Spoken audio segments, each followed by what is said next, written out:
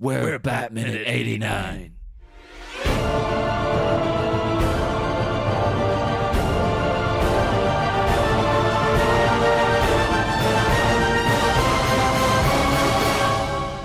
Greetings, citizens of Gotham, and welcome once again to Bat Minute 89, the only podcast where we fumble and stumble our way through every minute of Batman, somehow, 1 minute at a time. I am your host, John Parker. And I'm Niall McGowan, and I'm listening. I should hope so. Anyway, that would help the show. No, I was trying to do like a Frasier reference, but I know, well, we just the listeners, lost the people here. It's Philistine. The listeners might not know, but you are a big Frasier fan, aren't you? So that's good. That's good. Anyway, we start minute 9 today. We're minute 9, where Jack Napier, if you will, is talking to Jerry Hall, and then at the end of the minute, he is still talking to Jerry Hall. He finishes talking to Jerry Hall. Yeah, just. Well, we don't know he's finished until the next minute, I suppose. But anyway, yes, minute 9. And just to pick up something from yesterday, you are correct, Niall. This minute finishes the previous line. Because there was a bit of debate about this, wasn't there? And you're like, and I just messed it up. Yes, you get the end of the line someplace else. It's like, to be fair, I think to make sure that the zinger landed, it was best to take it as one line. Because that really ruins a joke to split it up over 2 episodes. Oh, yeah. And now it just completely makes no sense out of context. So, yes, welcome to the show. It's thrilling. And we are back in the room where we were. I sound like a hypnotist there. You're back in the room. And I love the line that Jack delivers directed to Harvey Dent, where he says, who's on the TV, if you recall. Jack is watching him on the TV.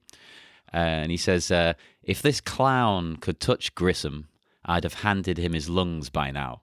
Because I'm just a sucker for really in-your-face foreshadowing.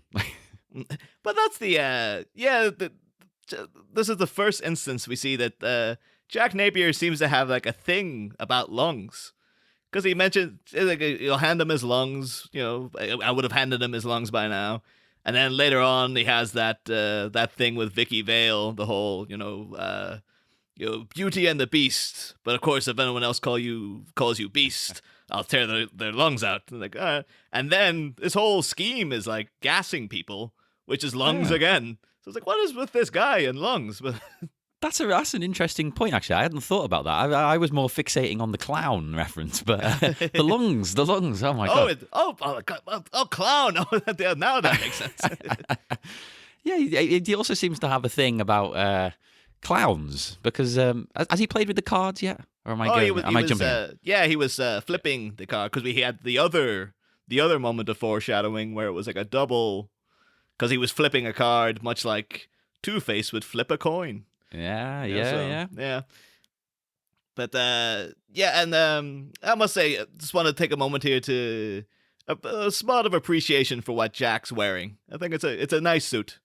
Oh, he's a snappy dresser. Yeah, he's a cut above the Gotham scum.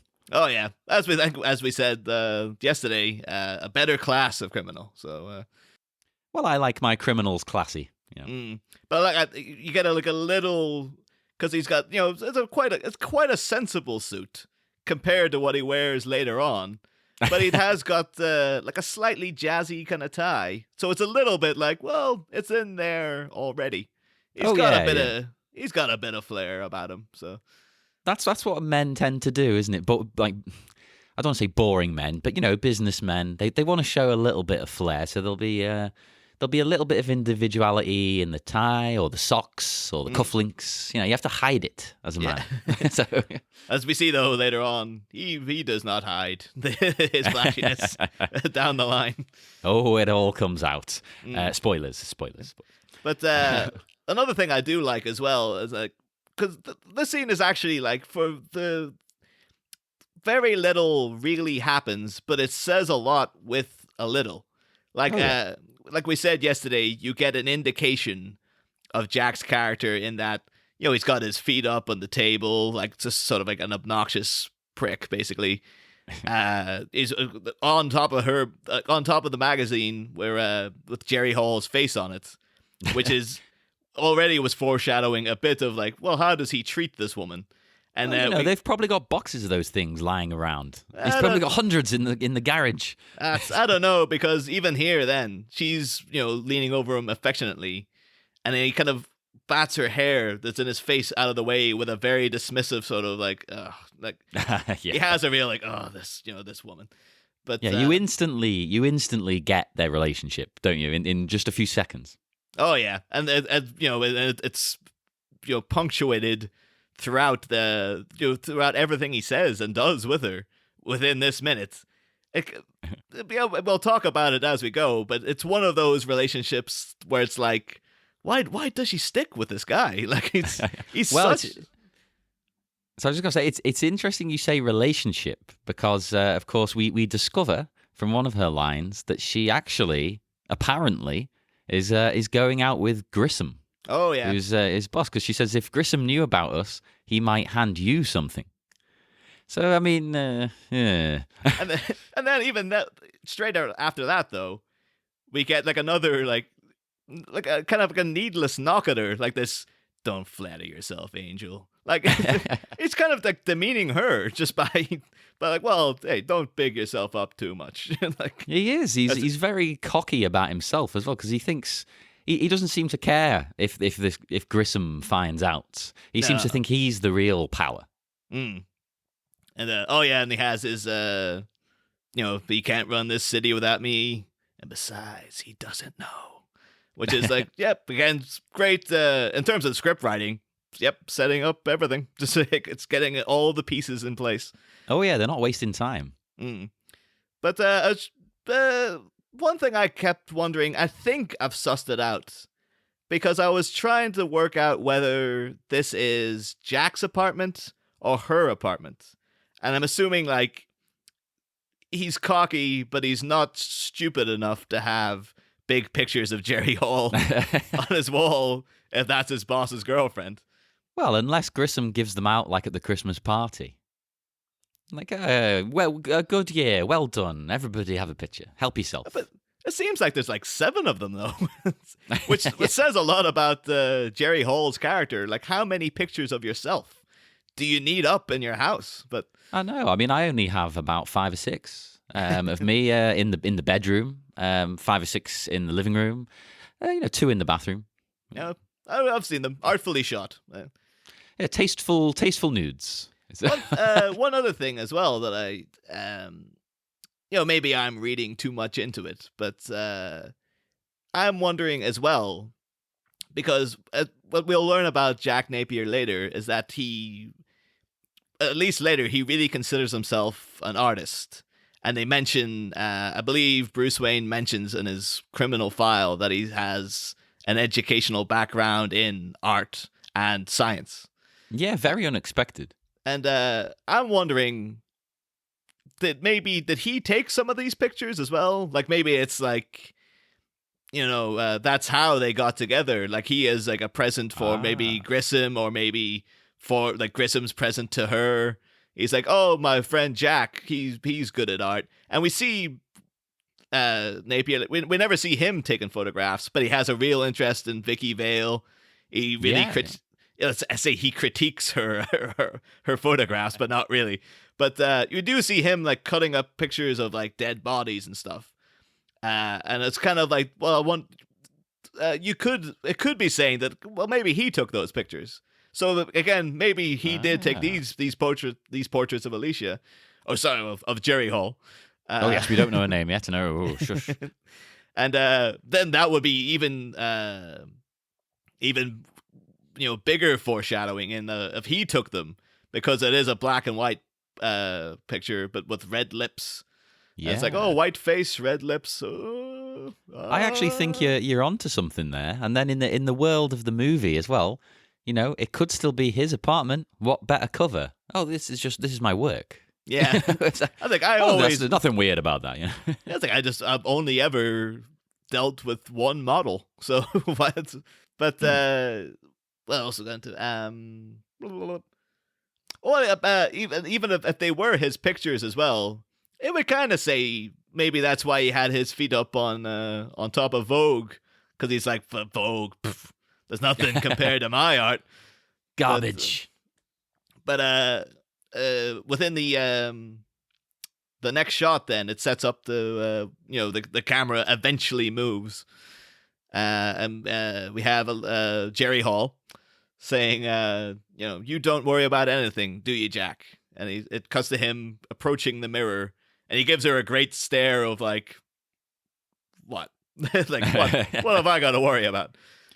Well, he looks very cocky about himself again as he walks up to that mirror. Like he's admiring himself. He's not really like looking in the mirror to use it. Like, oh, is my hair okay? He's like looking in the mirror to go, I look good. Oh yeah. It's total peacocking. Yeah. But again, what I will say then, it particularly works if it's if those are her pictures he took. Because he's looking at himself in the mirror, and then there's the pictures of her, the works of art, are reflected in the background. So it's kind of setting him up like within the same frame as he considers himself to be beautiful and a work of art. And again, foreshadowing again, later in the film, he does refer to himself and Alicia as a living work of art. So you're definitely onto something with this photography thing. I think we've uncovered a hidden secret about this film after all these years. Yeah, I mean, I wouldn't have, maybe it's open to your interpretation, but I wouldn't have minded if they just confirmed it in the film and went, yeah, like he took the photos. Well, I like it here when he inspects himself in the mirror as well, and she comes up to him and says, "You look fine."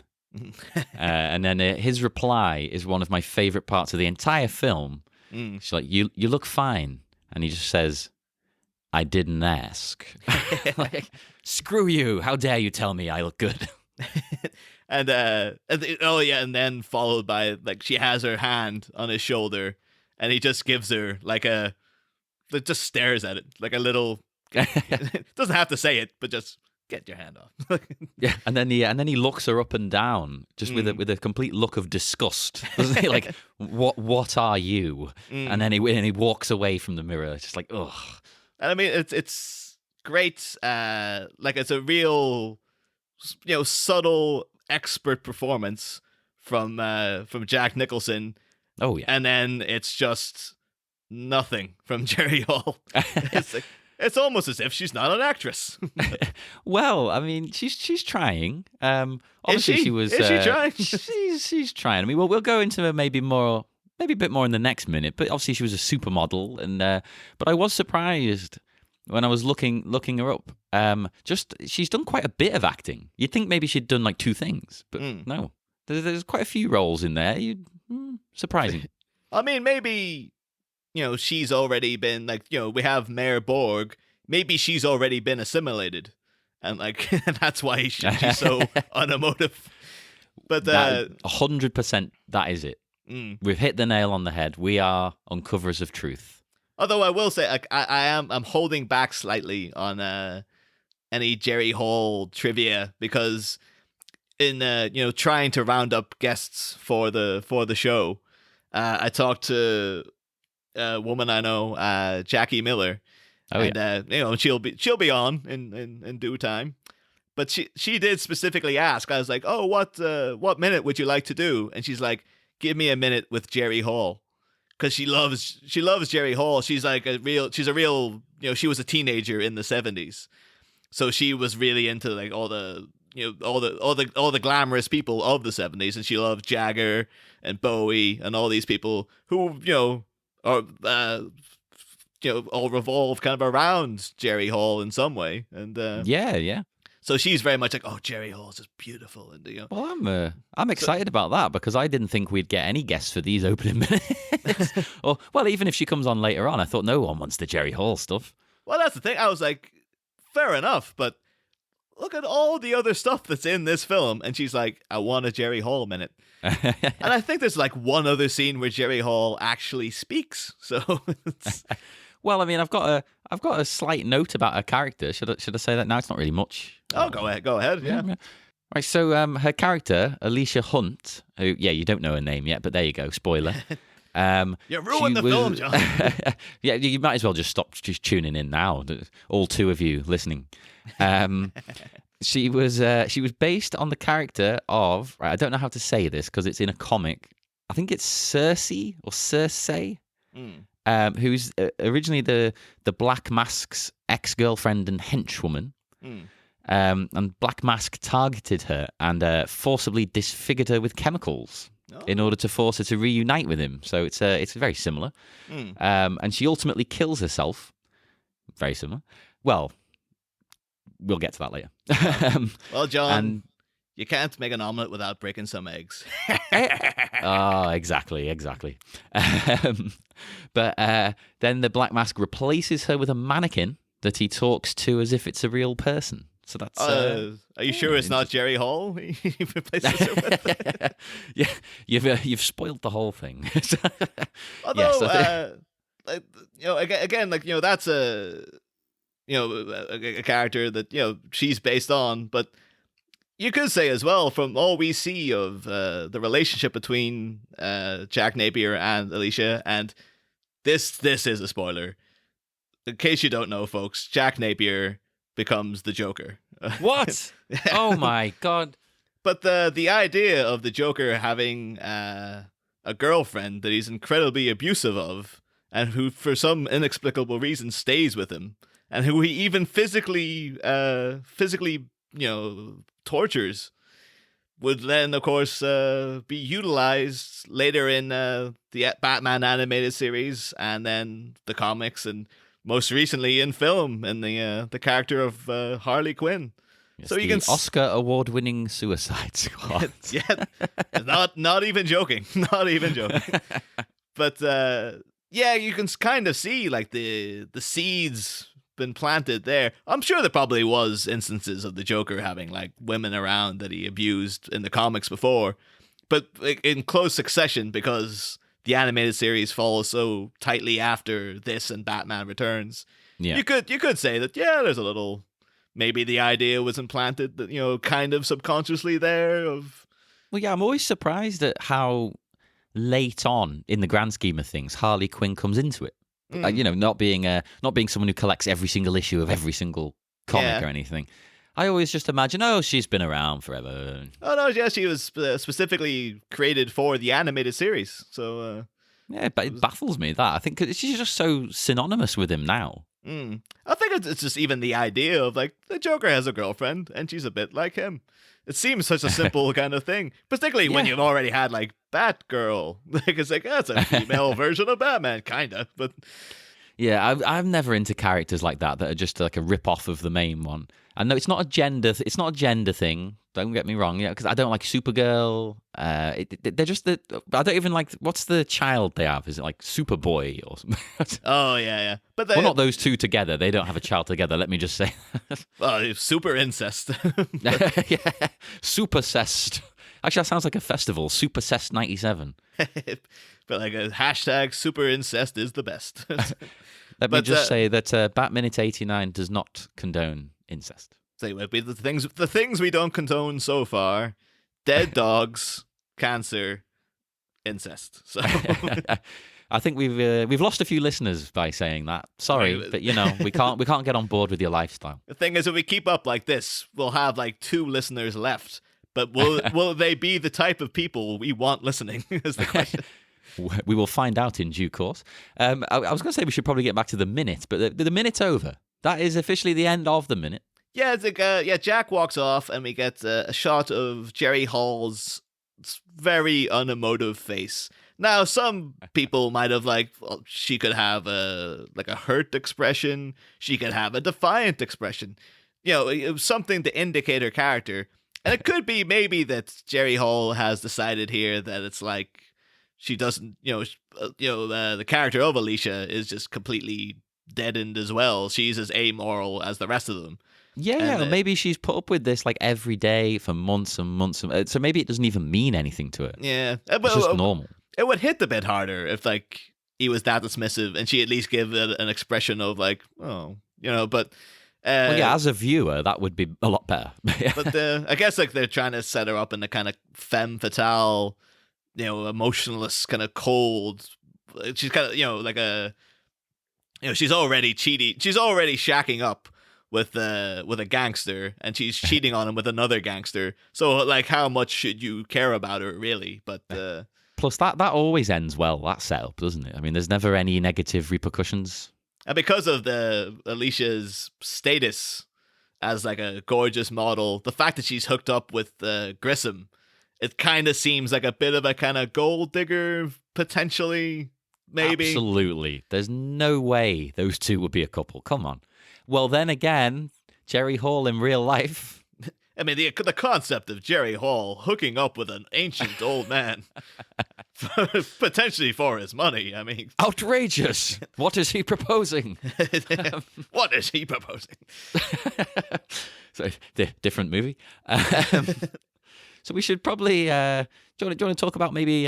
We mentioned previously Jack Nicholson had a cracking deal on this film. Oh yeah, but what was even some like base details of Jack Nicholson in general as well? Like yeah, because they got him born 1937, so he's 52 when this came out, which makes him like, considering I think Heath Ledger was 28. So it's like the no wonder his Joker seems so different. It's like, oh, it's like a guy in his 20s versus a guy in his 50s. It's like that's shocking that he's that old. I mean, it's not that he looks old or anything, but bloody hell. Yeah. But he was born in New Jersey, which is I guess technically kind of works, considering it seems to be comic canon now that Gotham is in New Jersey. So yeah. And then just say, what people know Jack Nicholson. Although it kind of pains me now to think that because he's not worked in so long, like he's just sort of for the most part he's just sort of done because he's made his mark. Yeah, he doesn't pop up really in anything. Yeah, so I think maybe it's like you could get a generation coming along who don't really know Jack Nicholson the way we know Jack Nicholson. But people of our age, of course, they know him, and like he's I think he still has the record for being the most nominated actor in Academy Awards history as well. So, well, he's due a renaissance then. So clearly, he should be in the next Expendables. Get him on board. He does have because I think there was I think he officially retired like a couple of months back, and then well, I'd heard that, but I don't trust that. Oh no, because then more recently, I think maybe even like a week after that, he announced that he was going to be in the remake of Tony Erdmann, which was the really acclaimed German comedy from last year. And yes, that was it. Yeah, and it's him and Kristen Wiig. But it seems a bit sort of strange. It's like, Jack, you go out in a swan song, and Tony Erdmann is a great character piece, but it's an American remake for the sake of like, well, people can't be bothered reading subtitles, so we're just gonna make it again. He was in The Departed. That's a remake. Yeah, but I think The Departed is because that's Scorsese doing his own thing with the story. This seems to be like, no, they're just gonna make the same film again, shot for shot. Just do it again. But I mean, the idea of Kristen Wiig appearing in a pointless remake that nobody wants. I mean, oh no, whoa. Cut it. Well, we've lost another fan. I was talking about MacGruber, guys. What are you No, MacGruber wasn't a remake. Do you have any other Jack things, or should I? I know we got plenty on Jack, but we can pepper it throughout. Yeah. Well, I mean, I've seen various figures online. Some estimates I've seen for this movie, he ended up getting up to $100 million. Well, yeah, it seems to be it is one of those sort of not quite contentious, but there are varying figures. Because for what I've seen, the deal the amazing deal he made for this film, he bumped down his original he would usually have a standard fee of 10 million, which he bumped down to 6, so he could get his percentage of the gross that he was paid for the movie was between $60 and $90 million. Yeah, and apparently then, the real thing is that the real doozy is apparently the deal extended into the sequels, so he also got a cut of them, which is like, so that means for like Returns, Forever, and Batman and Robin, didn't have to lift the finger, still got paid. Well, actually, what defines a sequel, though? Because are the Nolan ones not considered sequels? No, because I think maybe it might be like the lingering presence of Pat Hingle and Michael Gough, where it's like, well, it's the same series. Yeah. It's continuing on. I do think that now, if it happened now, considering like we're on our third version of Spider-Man in what, like, 16 10 minutes. Yeah. And particularly considering the most recent one just happened straight off the back of like what we just had a Spider-Man movie, but no, forget it, we're starting again. And I think Warner Brothers would have been more shrewd. Maybe they would have kept that going for Returns, and then as soon as Michael Keaton's out, it's like, hey, reboot. Like, we're doing a new, like, Val Kilmer's not the same Batman. This isn't the same series. You're getting nothing. So that would be the sensible move from their perspective, because Jack, he's made a fortune off it. I mean, he's probably made a fortune without this movie anyway. But yeah. Oh yeah, I mean, Jack Nicholson was already like. I mean, we should say like in terms of them trying to hire him, like apparently he was both Michael Uslan and Bob Kane's favorite for the part since 1980. Like, they always wanted him. Oh, yeah. And then Jack himself was very keen for the part, but they had to kind of they had to kind of move the pieces into place to get him there. And apparently they completely what they did was what he was sort of hemming and hawing. They apparently gave the part to Robin Williams. Oh, but and they actually told him, like, it's your. Oh, wait, no, hang on. We've talked about this. I think it was off air. Yeah, but they not gave it to him, but they at least went like, Robin Williams he's going to be the Joker, basically. Like they came to Jack and were like, this is the way it's going to be. And then in response to that, he's like, oh, and then he just jumped on board because he's like, oh, they've already got someone else. And then, but apparently this was all like a ploy by Warner Brothers just to get him to do that. And apparently Robin Williams was so upset that the rumors say that that's why he refused to play the Riddler in Batman Forever. And apparently he wouldn't appear in a Warner Brothers film until they apologized to him. Which is that's crazy. Yeah. So I kind of respect that, though. Yeah. I remember as well, though, that like Robin Williams has this history of wanting to be in Batman films and then never being in a Batman film. How can you not put him in? It's like every single one. Like, I remember when Chris Nolan was doing The Dark Knight, and before they cast Heath Ledger, because Robin Williams had made Insomnia with Chris Nolan, and he was really creepy in that. People were like, he could do the Joker. And at the time, I was like, yeah, like, as long as he's not going to Robin Williams it up, like if he keeps himself on a leash, he'll be great. Then that, obviously, for the better, like, we got the better deal with Heath. Oh, but, yeah. Not to knock a potential Robin Williams performance. I'm sure it would have been fantastic. Oh, yeah. May he rest in peace. And then after that, then there was constant rumors that Dark Knight Rises was going to have Hugo Strange. Robin Williams again was up for that, and that'd be good. And never. That one would have been. I think that would have been the best choice. Like, I can imagine him doing that. Like, imagining him as the Riddler is a bit jarring for me, but that's because I'm imagining that, like, a hairy, middle-aged Robin Williams in that skin-tight spandex. Oh, yeah, like, and you want to see him acting like Jim Carrey as well, don't you? Yeah, so it's like, I think we got out of it, say what you want about Jim Carrey in that film. I think we got the better deal again. So. Well, I mean, one other great thing in Jack Nicholson's deal is, of course, I may have mentioned this on the preview episode. I'm not too sure, but he could basically make all of his own hours and just take time off to go and watch his team. Is it baseball or basketball? I'm terrible with American sports. The Lakers. Yeah, it's basketball. It's basketball, isn't it? If it's Lakers, yeah, okay. Sorry, Americans, I don't know this stuff. I was going to go out and go, that's Shaq's team, isn't it? But then it's like, maybe I'm wrong.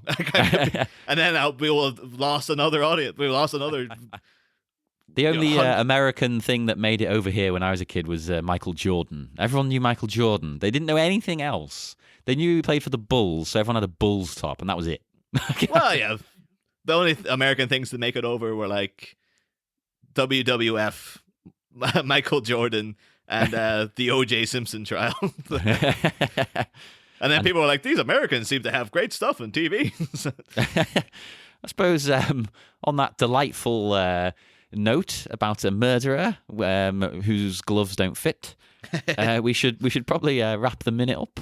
Yeah, I'm happy enough with I should say, in terms of Jack, again, you're saying about his free schedule to go off and watch the Lakers whenever he wanted. Apparently, he did get to insist on his own hours, and what was the exact? He wanted all his scenes done in a 3-week block, but it did lapse into 106 days. I thought you were going to say 106 weeks. Oh, God. But, and then I've got, like, some random... Because I was considering, like, the only other person I know who would have, in a similar fashion, who, did something a bit like this already, was, in terms of, like, demanding top billing above the hero, insane payday, all that kind of stuff, is Marlon Brando on Superman. Oh, yeah. And because again, Brando did it twice, like name Up in Lights for Superman and Apocalypse Now, and he's barely in both of them. To be fair to Jack Nicholson, he earns all the money. Like, he is electric in this film. So. Oh yeah, he's not fat and sat in the shadows. You can see him acting.